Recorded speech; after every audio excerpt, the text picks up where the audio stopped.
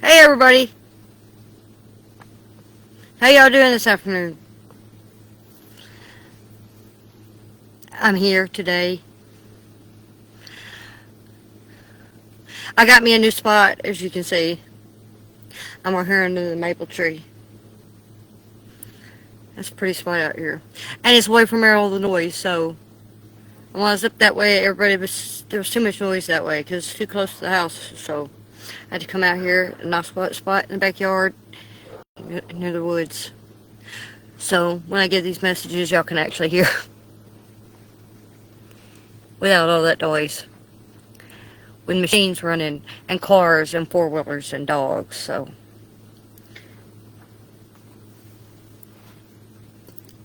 anyway, well, it's been a pretty eventful week for me. I've been helping do some work and uh, with some landscaping and stuff and revitalizing houses or unlock the block. I don't know if a lot of y'all don't know about this. Nobody knows about it because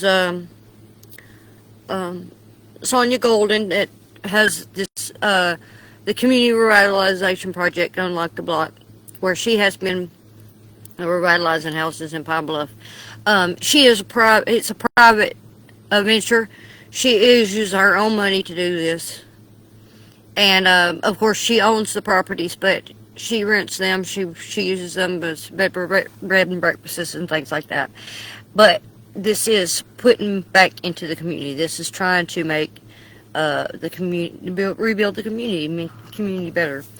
She also has this project over there in the French Quarter, the Creative Hub and the French Market that she is doing.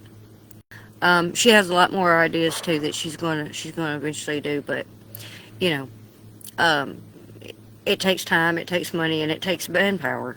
So, but I'm really appreciative that she thought of me to have me to be part of it and to help her in some of this that she's doing. So, and we're helping each other, and that's the way it goes. It's what we're supposed to do.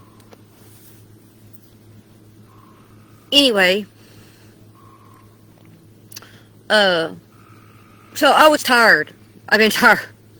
And I took yesterday off. Yesterday, of course, it rained all day, so it was a rainy day. I slept all day because I was exhausted, and I was tired, and I slept all day. And, you know, it's just been one thing after another, piling on, and spiritual warfare gets tiring. But, you know, not just physical labor, but spiritual warfare itself gets tiring. And so,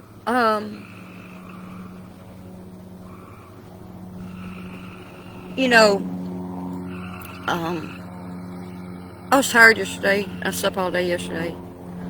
Well, so happens that since I don't have everything situated properly at this time, and everything was thrown together kind of haphazardly in a hurry, when I moved in here, and my sister, and we didn't have the washer and the dryer and all that stuff that we needed, and so we got those things accomplished one at a time. And so because of the situation of needing to run pipes and things, I didn't have the pipes that I needed, so I had to put the washer as close to the pipes that were there as possible. So the washer machine is outside and it is not covered. And so what I've been doing is covering it up when it rains and unplugging it and waiting for it to dry, you know, to after the rain for us to be able to use it. Well, I was very tired, and I forgot all about it. So, of course, it was still plugged up and it got soaked, and I was afraid the rain ruined it. This morning I went to use it and it wouldn't come on.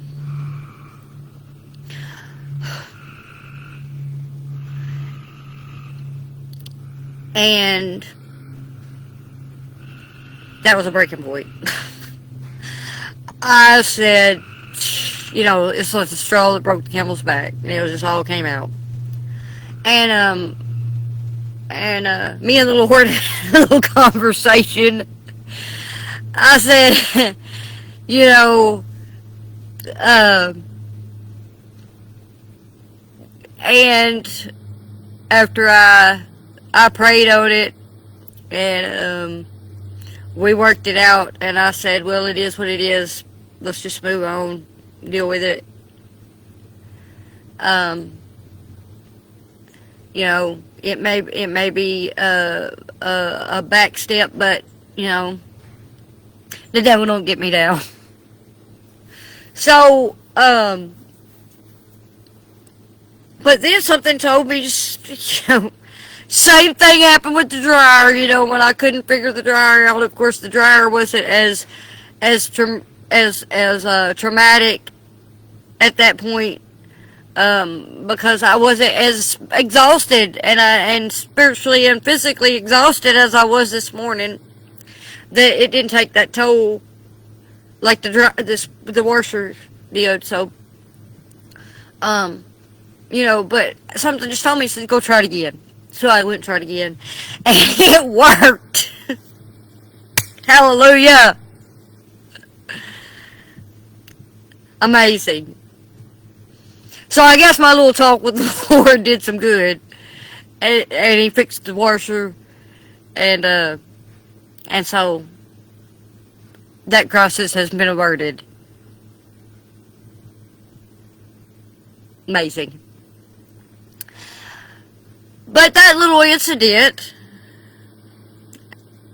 as always, like I said, prophetically, that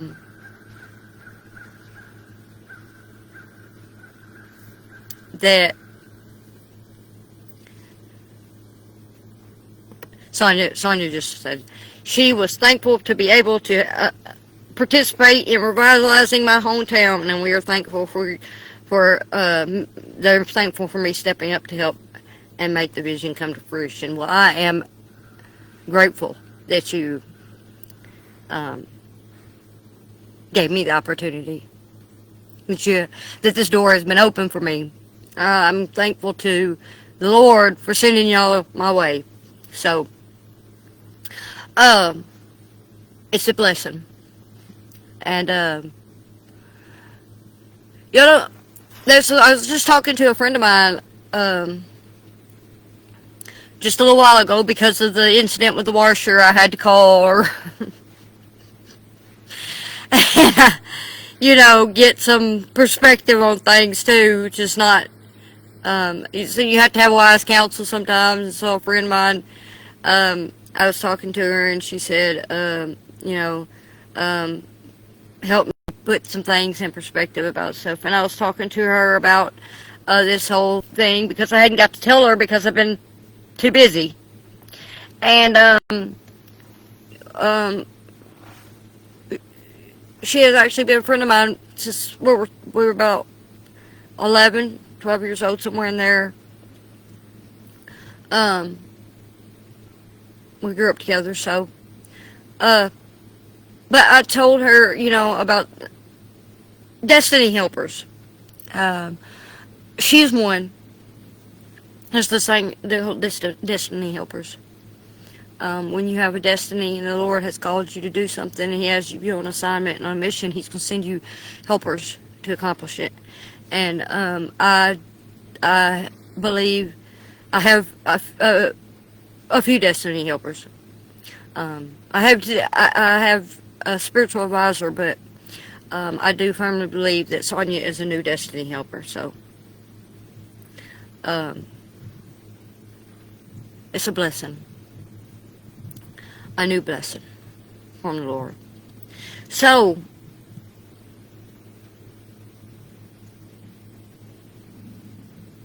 back to what I was saying about the prophetic, of how this whole incident this morning and this week has taught me about this exhaustion, and that I've been held off from getting to this chapter of where we're in 1 Samuel 27. And lo and behold, 1 Samuel 27 deals with a moment that David encountered the same exact scenario. So David in this chapter has reached a point of spiritual exhaustion, and even though he's this future king of Israel,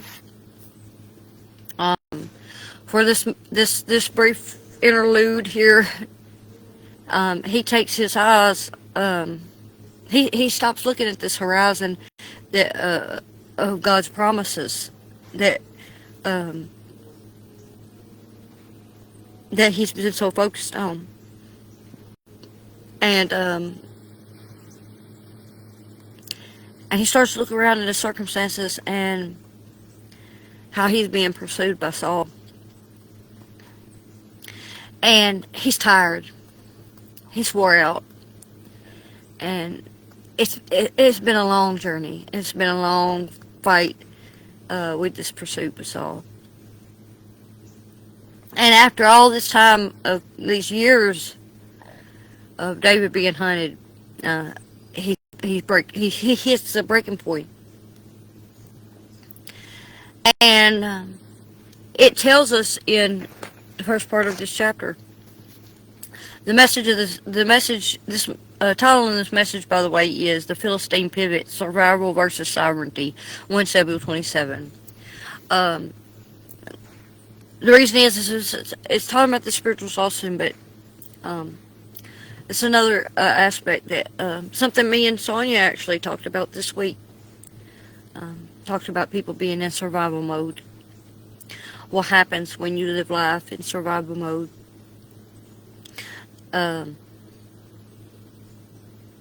How your mindset changes.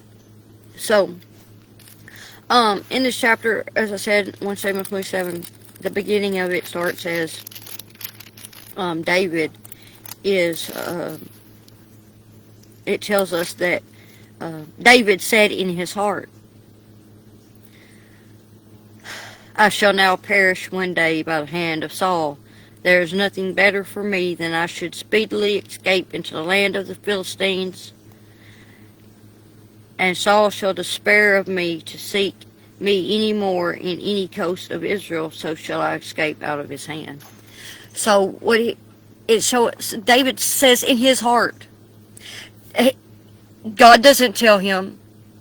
He doesn't inquire of God and ask God. David says in his heart that he's going to get me one day. Surely he's going to get me one day. I might as well just, get as far away as I can and try to get him off my trail.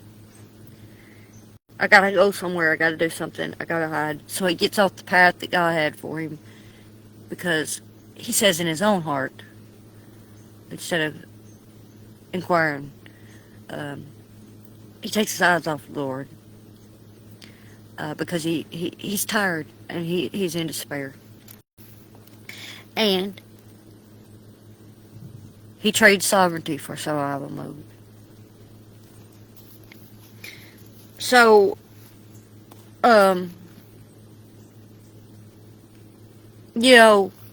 despite he'd been through so many miraculous deliverances from the Lord, and Saul had apologized numerous times to him for the way he treated him, but they were all hollow. But at this moment, David's under stress and his faith wavers.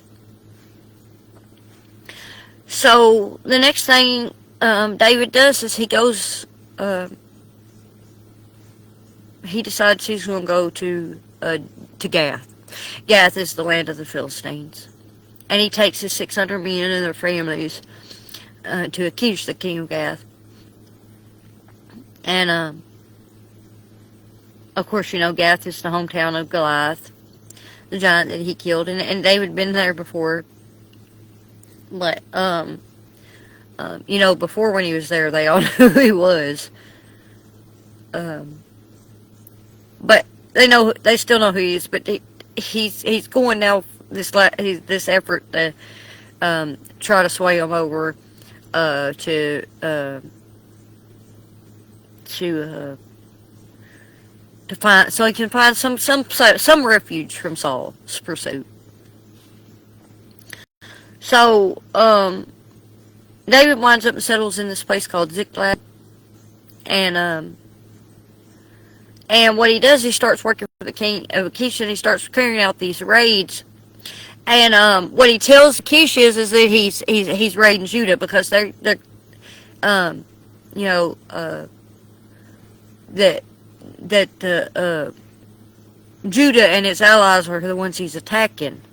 But really, what he's being deceptive to the king of Achish, the king of Gath.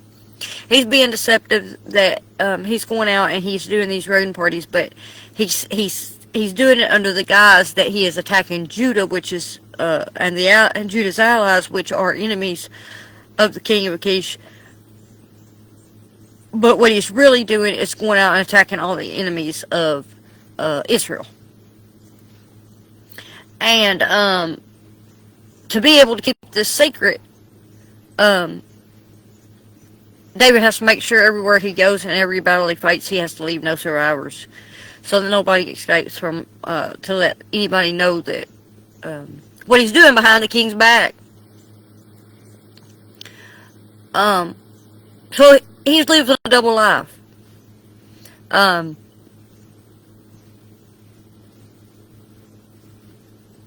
He's not being pursued by Saul, but he's living in this land and he's living this double life.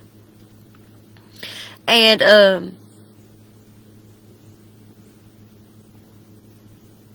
he has the king completely fooled at this point. The king don't know, he's no wiser about what's happening and what's going on. And he believes that David has become, it says he has become a stench to his own people and will serve him forever. That's what the king's believing. That David has so far fallen from grace that he is his devout servant, and that he will do anything for him. He's going to serve him forever, and that he is so loathed by his own people that he'll never recover, because he's been going out raiding all these people of Judah. And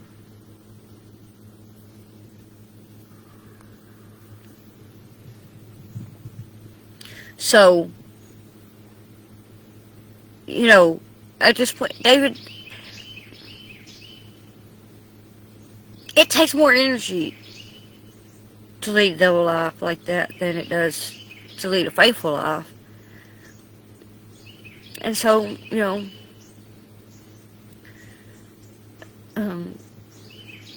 sometimes you get yourself in a spot that way. And it was all based on because David chose the survival instinct over trusting God at this point, because he was tired. So the major themes of this chapter are pragmatism versus faith. David chooses a practical solution, fleeing to enemy territory because he no longer feels safe under God's direct protection in Israel. And it highlights the silence of God and the soul. Notably, David does not consult the Urim or Thummim or a prophet. He says in his heart, acting on his own logic rather than divine counsel. God is never mentioned as speaking to David in this chapter. David doesn't speak to him. He doesn't speak to David in this chapter, and which highlights why everything was going so wrong. And This shows this season of spiritual isolation that he was in, where his perspective had narrowed from God's sovereignty to mere survival. And so it highlights this lost perspective, which is a universal pattern, because It's classic human reflex when the pressure builds that our vision narrows. And we stop looking at, God's promises, and start looking at our own immediate survival. We take our eyes off the horizon and we look at our feet, where we're going next. And in biblical terms, this is the shift from covenant trust to a scarcity mindset. The scarcity mindset is that you gotta fight for survival now, because there's never going to be anything else. There's never going to be more than what there is right now in front of you. So you fight for survival just for what's sufficient for today. And you take your eyes on hope for tomorrow. Take your eyes off of hope for tomorrow. And it's just about today. We're supposed to live in the moment for today. But we're supposed to have hope for tomorrow.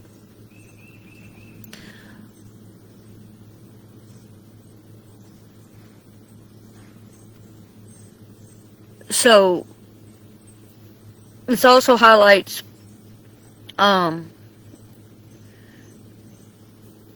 more ambiguity and the weight of survival.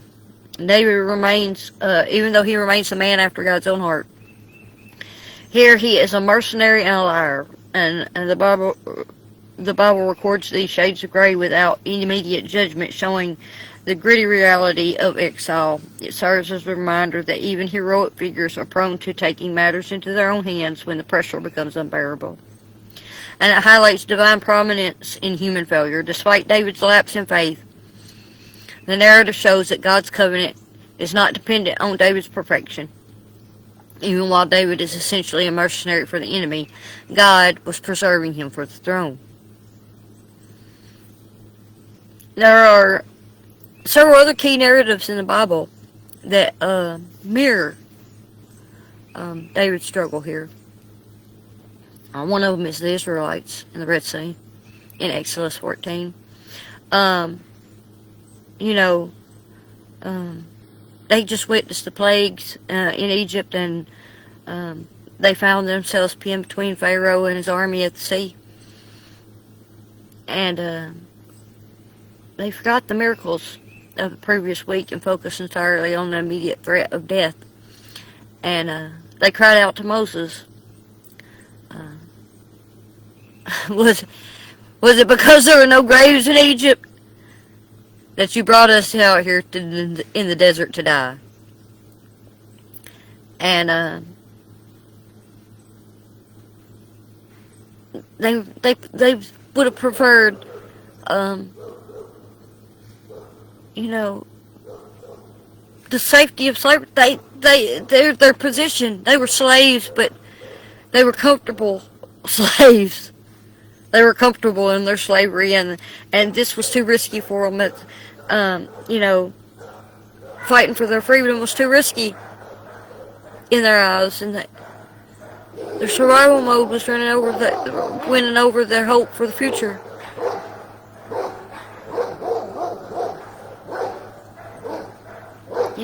At that moment, survival felt more practical than faith. Another scenario is Elijah in the wilderness.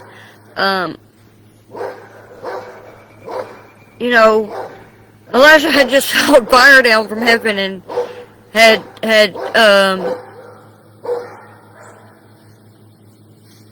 had this spiritual victory over the Queen Jezebel and these Baal worshippers, and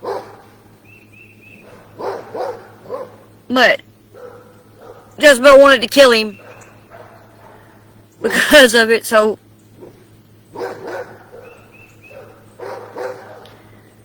he ran for his life. And It says he collapsed under a broom bush and prayed to die, saying, "I had enough, Lord."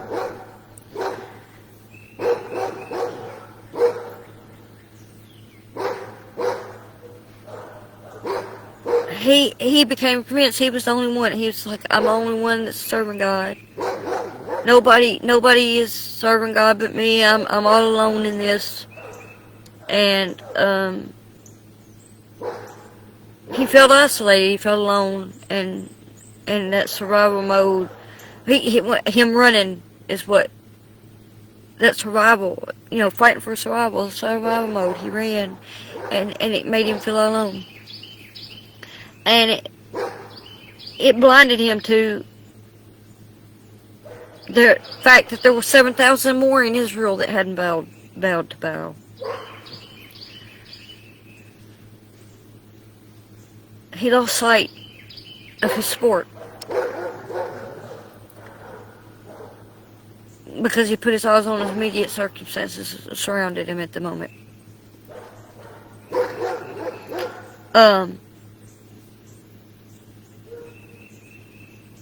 Another example is Abraham, Sarah, and Hagar in Genesis 16, where God promised Abraham a son, but years passed and they hadn't had one. And eventually Sarah got older and older, and she decided she better take things in her own hands because it's survival mode set in. And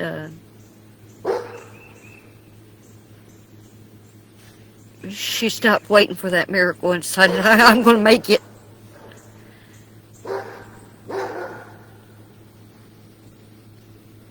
I'll make my own miracle. And so she convinced Abraham to have a child with Hagar.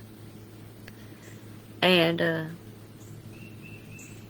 they traded that supernatural promise for their own biological fix. And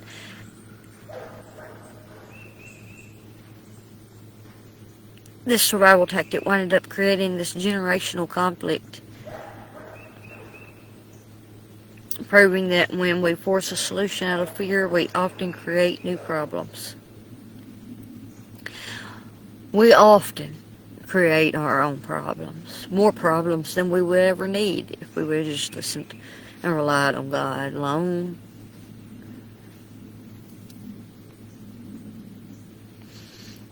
Another example is the disciples in the storm in Mark 4. While crossing the Sea of Galilee, there was a violent storm that arose as Jesus slept in the boat. And the disciples, many of them were professional fishermen, yet they shifted into this crisis management mode and panic. They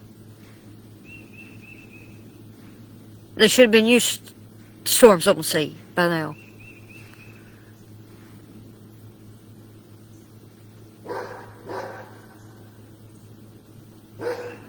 They woke Jesus and accused him. "Well, why aren't you doing something? We're going to drown. Why don't you do something? Don't you care?"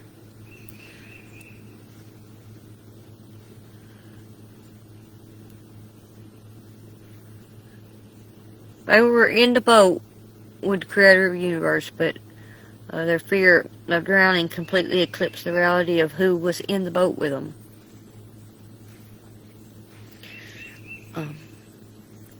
All these stories tell the same pattern.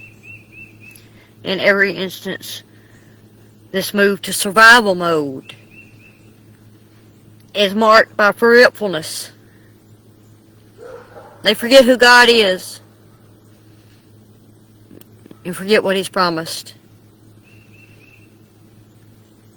You forget that He can provide, and you can forget that He can do what He has said that He will do.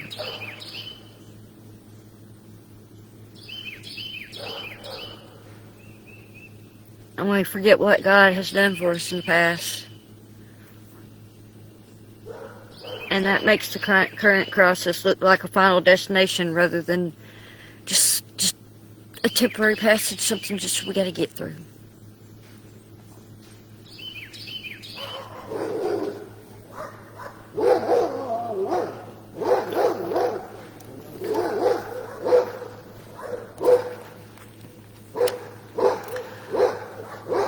I don't know what is going on. Hold on just a second. Let me see what's going on.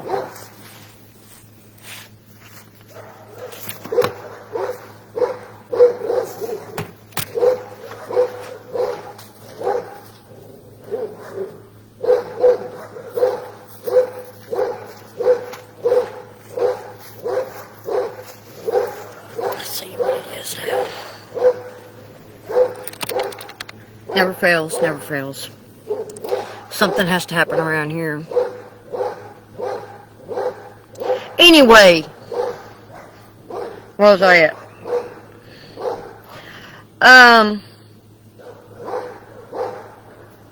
This connects to the gospel in that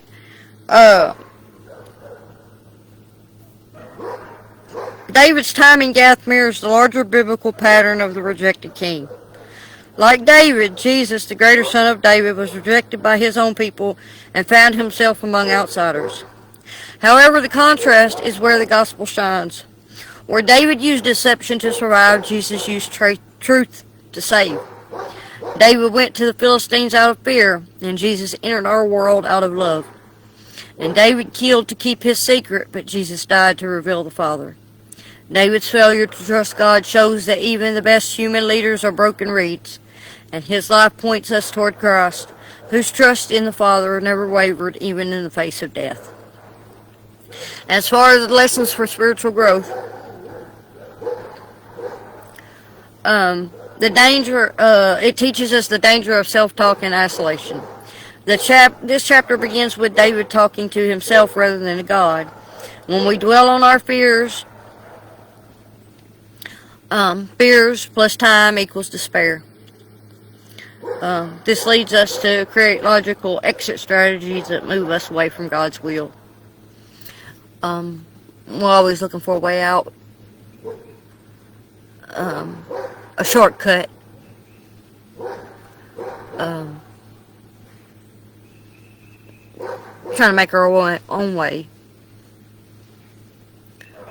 outside of the abilities of the waymaker to make our way. It teaches us the toll of compromise. David's safety in Ziklag came at a high price, a double life. Spiritual stagnation often occurs when we try to balance devotion to God with an alliance with Gath, which represents the world. This state is exhausting and eventually requires further sin to cover the original compromise. It also teaches us that we should manage the long haul. Spiritual growth isn't just about Goliath moments of high courage, it's about Ziklag moments of endurance. David's lapse was caused by exhaustion, not a lack of bravery.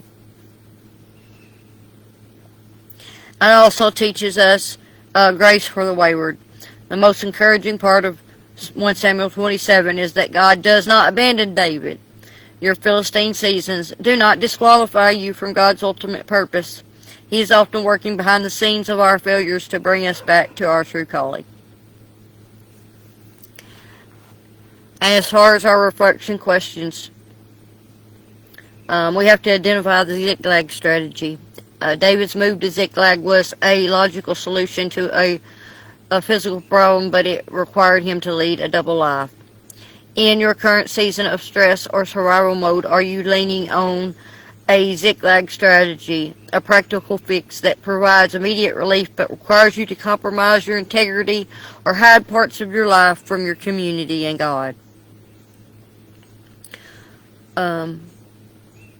We reflect on monitoring our inner dialogue. The text notes that David said in his heart that he would eventually perish rather than inquiring of the Lord. When you are exhausted, what is the primary narrative you are telling yourself? Does your internal self-talk focus more on the mounting evidence of your circumstances like Saul's pursuit, or on the track record of God's past deliverances? And we have to reflect on distinguishing courage from endurance. David had the courage to face Goliath, but he struggled with the endurance required for a decade of exile. Are you better at trusting God during Goliath moments, which are big sudden crises, or Ziklag moments, the long grinding seasons of waiting? What specific spiritual discipline helps you refresh your perspective when the long haul starts to feel unbearable? The Bible tells us those who endure to the end shall be saved. It's endurance. I told Sonia I was tired because I don't have much endurance. I have strength, but it's just sustained activity. I'm not used to it. So I need to build up my endurance. Our spiritual muscles are the same way. We have to build up our endurance spiritually.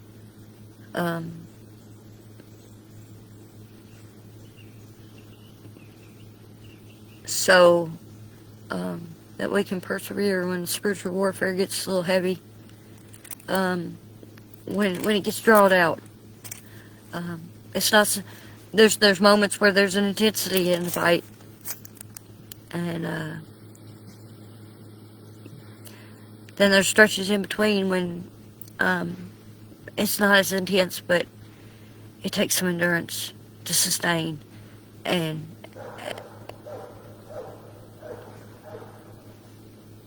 get through.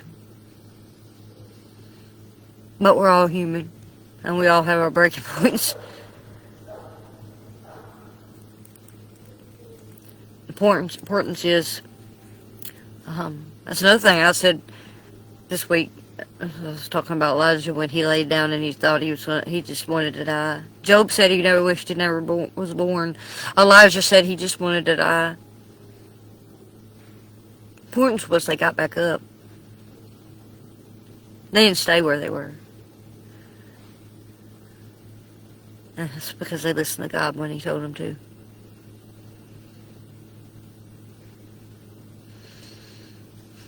We all get tired. We need to take a little rest. We need to get back up.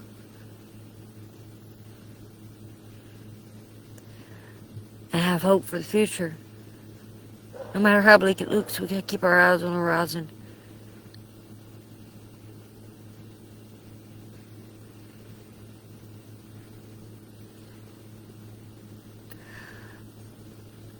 I love y'all. I'll see y'all back here next time.